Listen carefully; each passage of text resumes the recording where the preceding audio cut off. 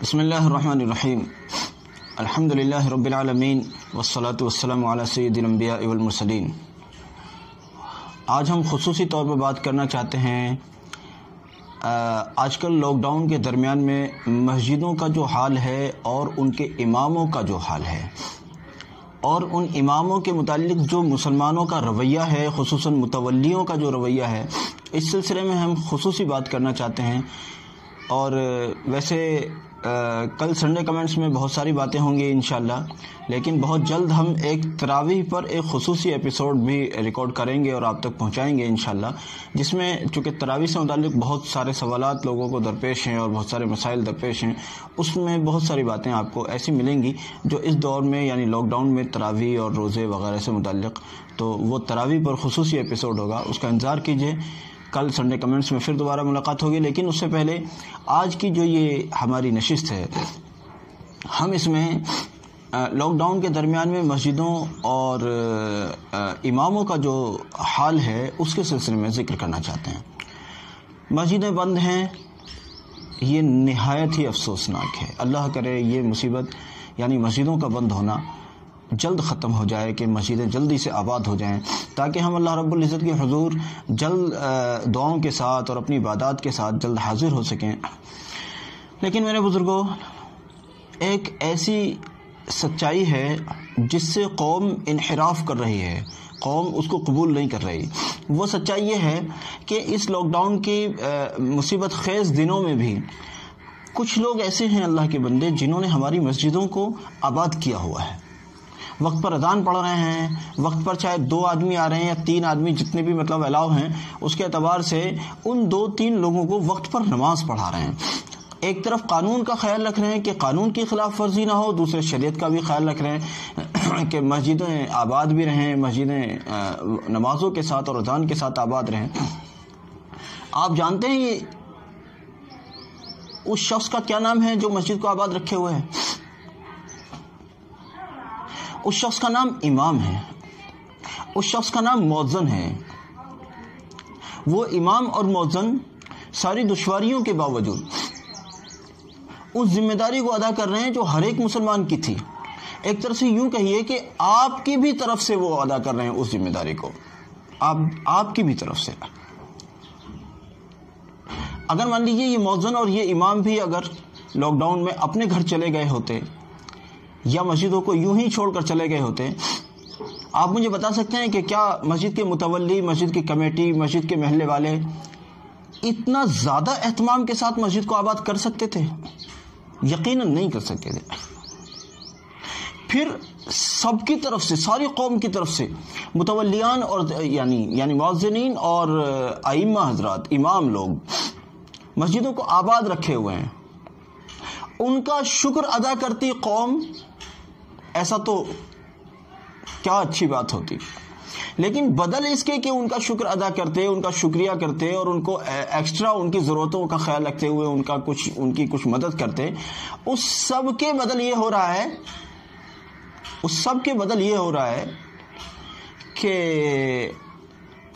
بعض جگہوں پر ان کی تنخواہ کو لے کر سوال اٹھ رہا ہے کہ ان کو تنخواہ دینے کی کیا ضرورت ہے، ان کو تنخواہ دی جائے نہ دی جائے، لاک ڈاؤن میں تو تنخواہ کو چھوڑ دیجئے۔ کون سے خرچے ہمارے، بتائیں مجھے ذرا، کون سے خرچے رک رہے ہیں؟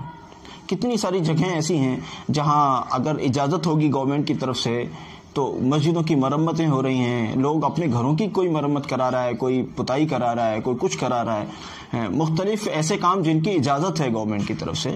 بغیر اجازت کے والے کام تو نہیں ہو سکتے ہیں، لیکن جو کام الاؤ ہیں ان کاموں کو کیا جا رہا ہے، بھلے وہ خرچے کے بھی ہوں۔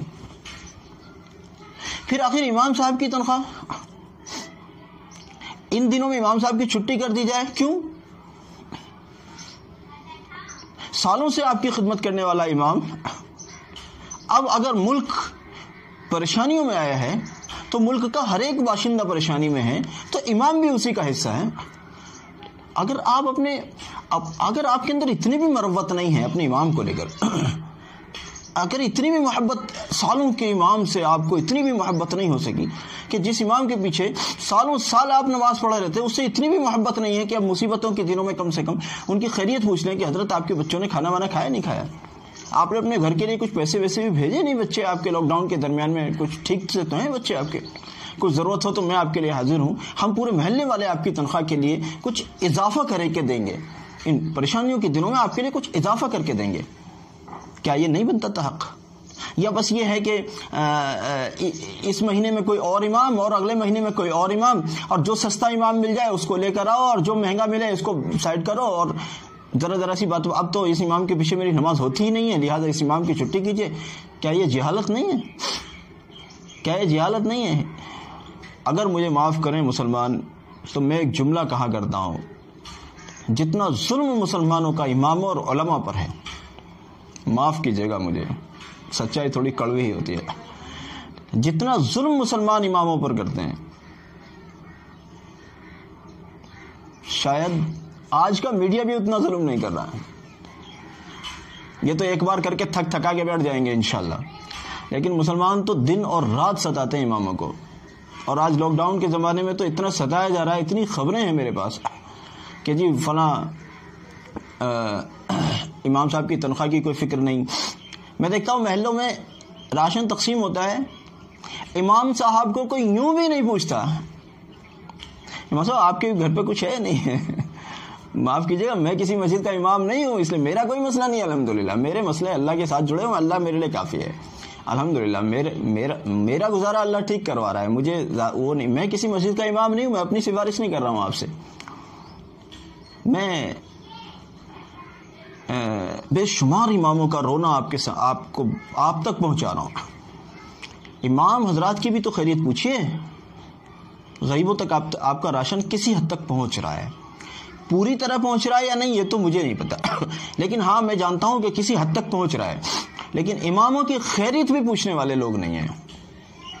اگر ان حالات میں ان اماموں کے خیرخواہ سمجھے جانے والے کلمہ گو لوگوں کے اوپر اگر مشکل وقت آ جائے تو پھر کون سی تعجب کی بات ہے، جب اپنے علماء اور اپنے اماموں اور ائمہ جن کے پیچھے پورے سال نماز پڑھتے ہو، جو آپ کا نکاح پڑھاتے ہیں، جو آپ کا جنازہ پڑھاتے ہیں، اور پتہ نہیں کیا کیا کرواتے ہو آپ لوگ ان سے، جو ان کا ذمہ داری بھی ہے وہ بیچارے کرتے ہیں، اور جو ان کے ذمہ ہے ہی نہیں ان میں بھی زبردستی کرنا پڑتا ہے ان کو. اگر امامت بچانی ہوتی ہے بیچاروں کو، نہیں کریں گے تو امام صاحب کی چھٹی، جاہل قوم ان کی چھٹی کر دے گی، متولی بھی جاہل ہوتا ہے، اکثر و بیشتر جاہل لوگوں کو متولی بنا رکھا ہے. اور مقتدی تو ایسے ہوتے ہیں، میں پورے ملک کی بات تو نہیں کر رہا، لیکن جس علاقے سے میرا تعلق ہے یہاں تو میں یہ دیکھتا ہوں بھری ہوئی مسجد میں 50 سال سے آدمی نماز پڑھ رہا ہے، نماز ایک کے بھی یاد نہیں، بسم اللہ کا تلفظ یاد نہیں، کلمہ طیبہ کا ترجمہ یاد نہیں. وہ لوگ کہتے ہیں اس امام کے پیچھے ہماری نماز نہیں ہوتی. واہ جی واہ، کیا بات ہے، شامت آئی ہے بیچارے، شامت آئی ہے. بہرحال یہ بات تھوڑی سچی ہے اس لیے کڑوی ہے، اگر سچی نہ ہوتی تو شاید اتنی کڑوی نہ ہوتی. میری درخواست یہ ہے اللہ کے واسطے اپنے ہر غریب کا خیال رکھیے، وہیں ساتھ ہی ساتھ اپنے اماموں اور اپنی مسجدوں کے مؤذنوں اور دوسرے ایسے لوگ جو نہیں کہہ سکتے آپ سے اپنی ضرورتوں کو، ان کا بھی خیال رکھیں. جزاکم اللہ. السلام علیکم.